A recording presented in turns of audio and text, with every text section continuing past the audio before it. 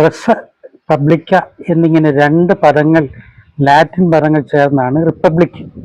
അതിൻ്റെ അർത്ഥം ജനങ്ങളുമായി ബന്ധപ്പെട്ടതെന്നാണ്. 1950 ഇന്ത്യ റിപ്പബ്ലിക്കായത്. 47 സ്വാതന്ത്ര്യം പ്രാപിച്ചു. ഡെമിയോക്രാസിയോ, അത് രണ്ട് പദം ഗ്രീക്കാണ്. ഡെമിയോ ഭരണം, ക്രാസിയോ ജനങ്ങൾ, ജനങ്ങളാൽ തിരഞ്ഞെടുക്കപ്പെടുന്ന ജനങ്ങൾക്ക് വേണ്ടിയുള്ള ഭരണം എന്ന ഡെമോക്രസി. 1947 ഇന്ത്യ സ്വാതന്ത്ര്യം പ്രാപിച്ചു. 50 റിപ്പബ്ലിക്കായി. എന്നാൽ ഇന്ന് കഴിഞ്ഞ 14 വർഷമായി ഇന്ത്യ ഒരു റിപ്പബ്ലിക് ആണോ? എൻ്റെ സംശയം ആണ്. ചിലപ്പോൾ നിങ്ങളും സംശയിക്കാം. ജനങ്ങളുമായി ബന്ധപ്പെട്ടതാണോ? ഇവിടെ മരിച്ചുപോയവർ ഇന്നും വോട്ട് ബാങ്കിലുണ്ട്, വോട്ടേഴ്സ് ലിസ്റ്റിലുണ്ട്. ഇതുവരെ ജനിക്കാത്ത പലരും, ലക്ഷക്കണക്കിന് പേര് വോട്ടേഴ്സ് ലിസ്റ്റിലുണ്ട്. ഇങ്ങനെ അത്ഭുതകരമായ ജനങ്ങളുള്ള ദേശം എങ്ങനെ റിപ്പബ്ലിക് എന്ന് പറയാൻ പറ്റും? കാരണം കുറ്റം പറയാൻ പറ്റത്തില്ല.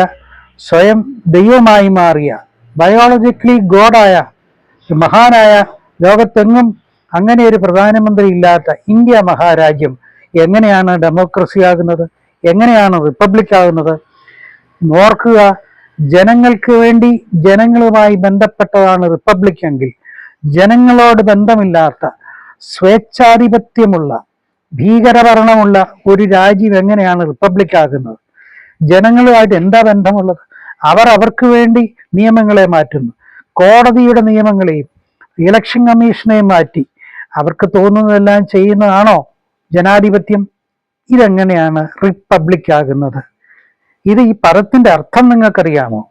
എന്താണ് ഡെമോക്രാസിയോ? ഇത് ഗ്രീക്കുകാരിൽ നിന്നുണ്ടായതല്ലേ? ഒന്നുകിൽ ഈ പദം നിങ്ങൾ മാറ്റി ഇന്ത്യൻ ഭാഷയിൽ, സംസ്കൃതത്തിൽ എന്തെങ്കിലും വേറെ പദം നിങ്ങൾ കണ്ടുപിടിച്ചിട്ട് ഈ രാജ്യത്തിന് സമർപ്പിക്കുക. ഓർക്കുക, നമ്മുടെ ഈ രാജ്യം നിലവിൽ ചരിത്രപരമായ റിപ്പബ്ലിക് ആണെങ്കിലും ജീവിതശൈലിയിൽ ഇത് റിപ്പബ്ലിക് അല്ല. ജീവിതശൈലിയിൽ ഇത് ജനാധിപത്യമല്ല, ഏകാധിപത്യമാണ്. ഈ ഏകാധിപത്യത്തിൽ നിന്നും മാറി, ഈ രാജ്യം മാറിയെങ്കിൽ മാത്രമേ നാം വിജയിക്കൂ. ഓരോ വർഷവും ലക്ഷക്കണക്കിന് ഇന്ത്യക്കാർ ഈ രാജ്യത്തിൻ്റെ പൗരത്വം വേണ്ടെന്ന് വെച്ച്, നിരാകരിച്ച് മറ്റ് പാശ്ചാത്യ രാജ്യങ്ങളിലേക്ക് എന്തുകൊണ്ടാണ് പോകുന്നത്? ഇതിനൊക്കെ കാരണമുണ്ട്. ചിന്തിക്കുക ജനങ്ങളെ, നമുക്ക് മാറി ചിന്തിക്കാം. ഭരണത്തെ മാറ്റേണ്ടത് മാറ്റാം. ജനങ്ങൾക്ക് വേണ്ടി, ജനങ്ങളാൽ തിരഞ്ഞെടുക്കപ്പെട്ടതാണെങ്കിൽ ജനങ്ങൾക്ക് ഇനിയും അവകാശമുണ്ട്. നമ്മുടെ അവകാശം നഷ്ടപ്പെടുത്താൻ ആരും ഇടവരുത്തരുത്.